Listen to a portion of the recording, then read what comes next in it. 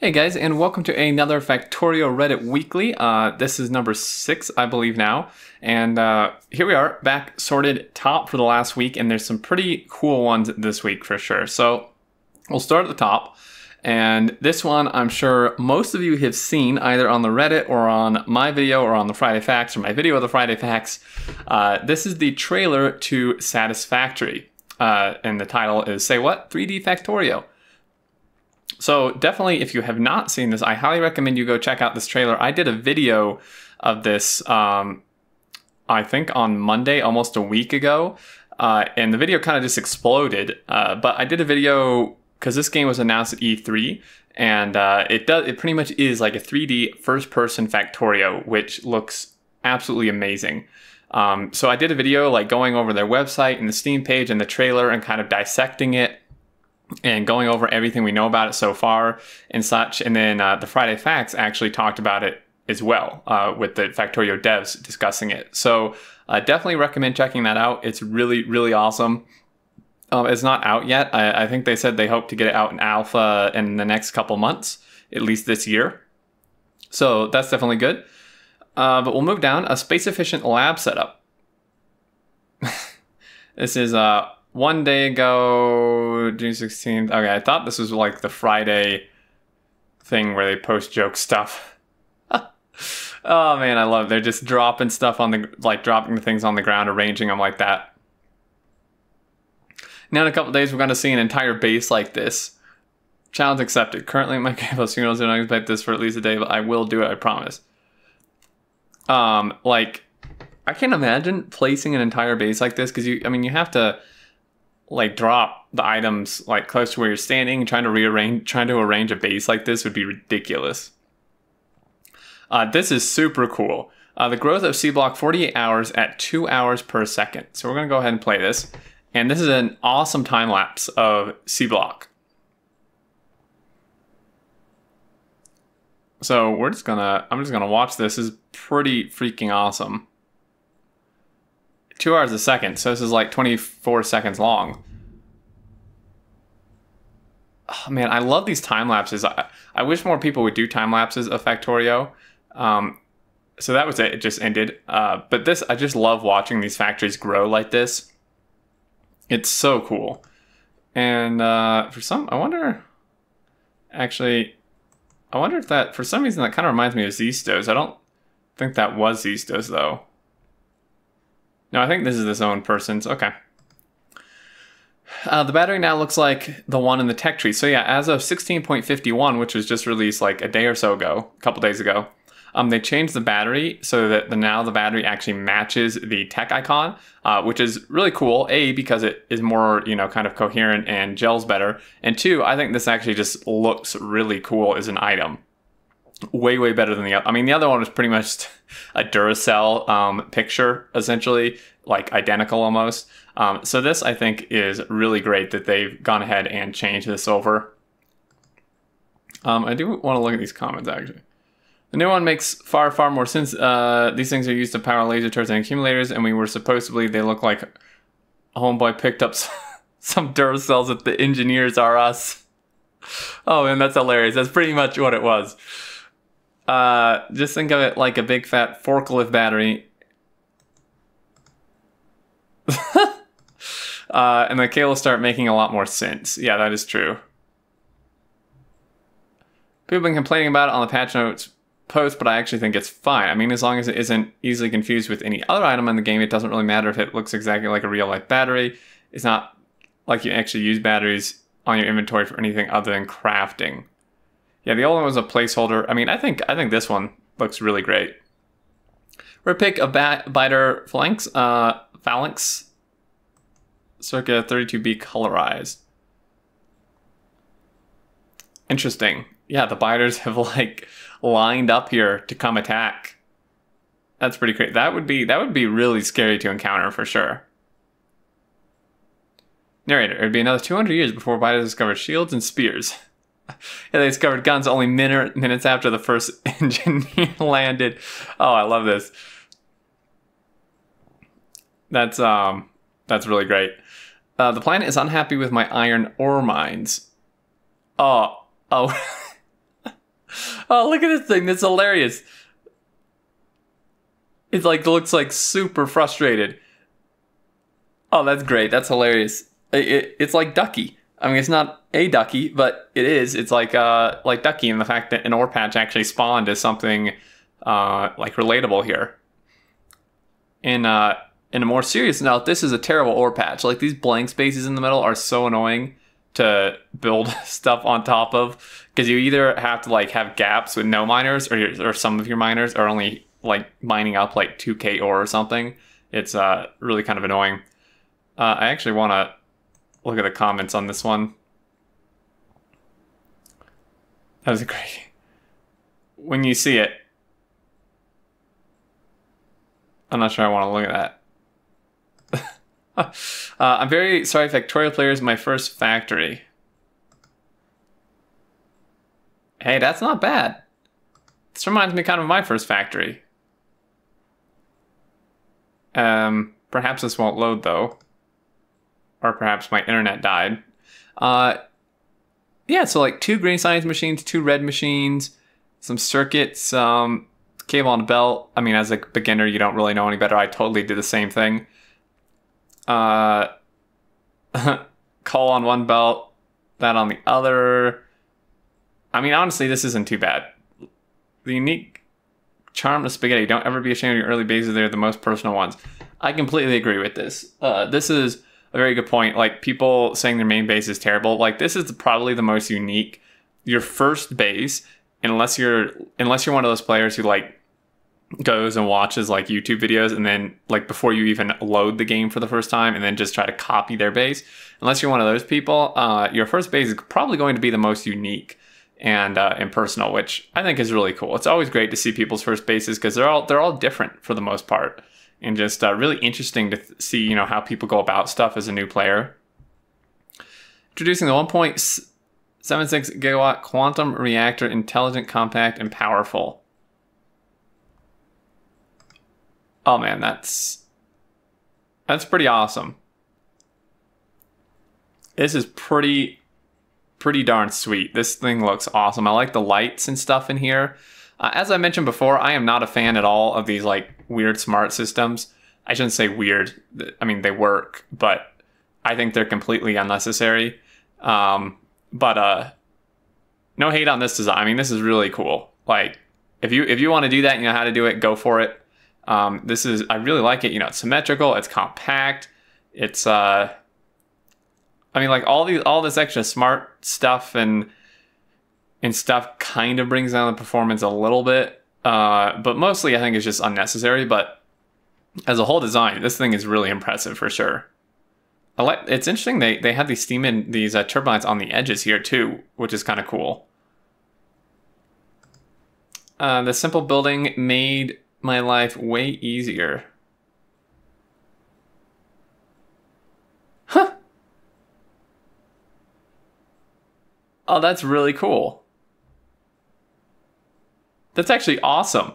Yeah, they have like a little garage with all their like repair packs, flamer, ammo, a little fueling thing for their own like packs train here. This is super awesome. This is me. This is pretty much me. I just place tanks and cars all over my base. If you guys have watched any of my playthroughs, you know this is how I play. I literally just like never remember where I leave my cars, and I just end up with like 5 or 6 cars or tanks like all over my map. It's it's pretty bad. Like, I never, even if I have a garage, I like never make the effort to actually bring the thing back. It seems silly, but a garage really improves things. No wasting time finding vehicles, fuel, ammo, and tools in a known place. This one has space for my tank and my personal locomotive, and is connected to the rail network. You'll be pleasantly surprised. I mean, I think if you actually make the effort to like use it, it's really good. Like I said, personally, I never make the effort to actually use one. So,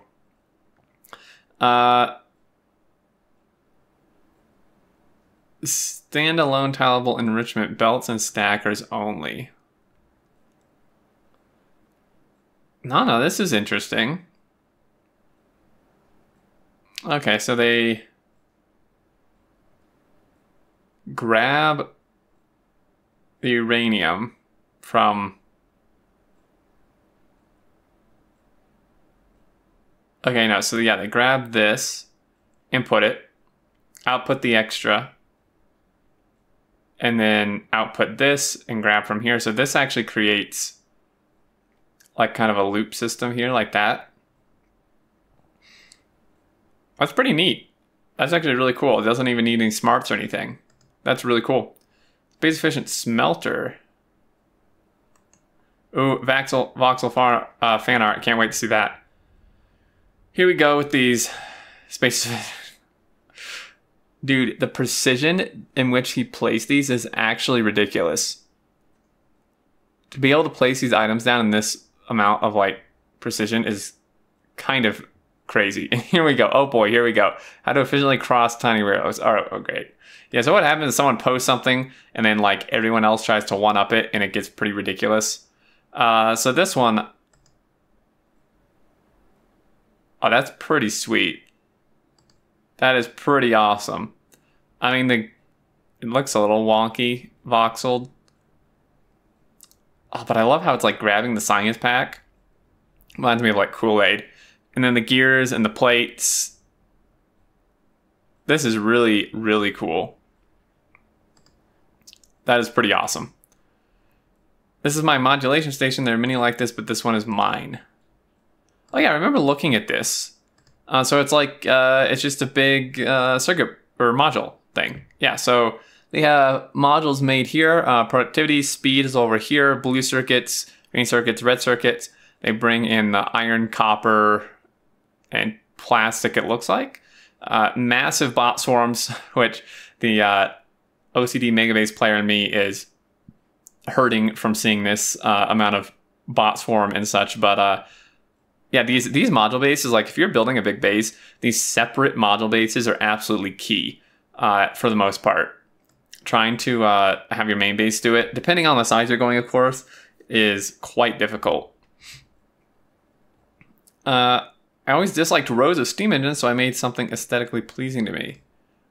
Oh, I remember. This is so cool. Yeah, they did like crazy like pipe stuff here and all these pumps. Oh, this is just so pleasing to look at. And this awesome like divider balancer thingy here. Wow. I mean, this is not efficient whatsoever, but that's not what this is meant to be. It's this is really, really cool. I mean, you can see what it looks like on the map. Like, is that cool or what? Man, I love it. Like, the creativity people put into the game is absolutely outstanding. It's so awesome to look at. FTL drive launch in C-block spaghetti base without trains and logistics robots. Wow, that's a task. Doing C-block without bots or trains. And it has SpaceX built into it, so launching this too. That's nuts. That is super impressive. With 20 plus minutes of spare, got on track with the base that pains me to look at. Oh man, they're actually doing, yeah, they're not even doing a normal smelter. So what they mean by the got on track, this is an achievement, is like putting your first train on track. So there's like speed runs. There's actually, I think there's a speed run for this and for watch your step to get hit by a train. But yeah, so this is kind of a speed run category, is like how fast you can do this. This is really cool. I like seeing little bases like that. Each level of mining productivity costs an approximate equal amount of ore on the ground. Also, twice ore lasts 4 times as long during that research. Wow. So if you like calculations and stuff, you can come check this out. I'm not going to go through this whole thing. I love Factorio way more than I do, and I love Factorio. I'll be in the corner with the kid that blows snot balls out his nose when he breathes and keeps pet. It's a while reading someone mind giving this a brain dead loser TLDR. This is for me. So let's read this. Due to the fact of the productivity science, while each sequential level costs more science, they actually end up costing the same amount of resources from your ore patch. And there's a detail about how the overall time to complete the research does get longer while the overall ore patch consumption stays the same, meaning that you consume your patches at a slower rate as your technology advances. At least that's what I think it said. I don't really follow the write-up. Yeah, that looks like a complicated write-up. I think the takeaway is mining productivity is really strong. New to modding Factorio, here's a glimpse of all the possibilities. So if you guys are looking to get into modding, this is something you could definitely check out. Cool. It works, but how do I clean it up? Oh dear. Oh geez. This is like disaster waiting to happen. Can you imagine me trying to like stand in the middle here or across this thing? No thank you. Tried the there's no spoon achievement. I was 4 minutes and 24 minutes 25 seconds late. Oh man. Oh, that would be so infuriating. Oh man, that would make me so upset. Extreme low tech Covax enrichment splitters and tanks isn't? No certain condition. Oh yeah, I've seen ones like this. There's some people I know that build like this. It's really actually, I think Zuri has a build kind of like this that doesn't use any smarts. These are definitely cool. I haven't myself quite figured out how to make it work, although that was before the filter splitters. The filter splitters make this insanely easier to do, which is nice. So you don't even need to know smarts to like do this correct stuff. And where to find sleep nodes patches. Sharon is telling me I need to get some sleep. I started playing properly only a few days ago and have since found copper, iron, uranium, stone, and crude oil, but no sleep. Where is it found? How can I automate it? In all seriousness, this is a problem. Set an alarm on your phone to remind you to sleep, or 2 alarms, one to wrap up what you're doing into your pre-bed prep and want to actually go to sleep. Wrap up what you're doing. Cute. Yeah, it is a problem. I mean, personally, I don't have that issue. More so when I first started, I did. So for people just starting, I can definitely see this being an issue. Electric furnace is 10k science per minute worth. Blueprint, including train inputs and outputs in comments. Holy hell. That is... Oh, this is furnace production. I thought this was like a smelter setup. Holy cow. It's all belt-based too. Look at this balancer, dude. Look at it. This is a... looks like a 32 belt. Is that 16? I actually have no idea. It's a big balancer. This looks like 16 or something. And then I don't know about this shenanigans. Wow. That is pretty nuts. Like 1, 2, 3, 4, 5, 6, 7, 8, 10 blue belts of red circuits just for engine production, or just for furnace production. That's nuts. That is so much. And then version 16.5. So actually, not... Oh, did I miss one? No. Not a ton this time. It seems the fan art and stuff has kind of gone, a little more scarce, which it is kind of a shame because I really enjoyed looking at that stuff. But all his base posts are really cool still. Lots of inspiration for sure, like this Grod and the Covax process and such. Is definitely some cool inspiration. This time lapse was super neat. And definitely check out the trailer for Satisfactory and the website in my video I did of it. Definitely something worth keeping an eye on. So that's going to do it for this one, guys. Hopefully next week we'll maybe have some additional fan art and some other stuff for sure. But there you go. As always, one of my awesome community members will post these links for all of these individual posts down below at some point after I release the video. So you can check out the individual post yourself if you'd like. And that'll do it. Leave any thoughts and such you have down below. And until next time, I look forward to seeing you all, and do take care.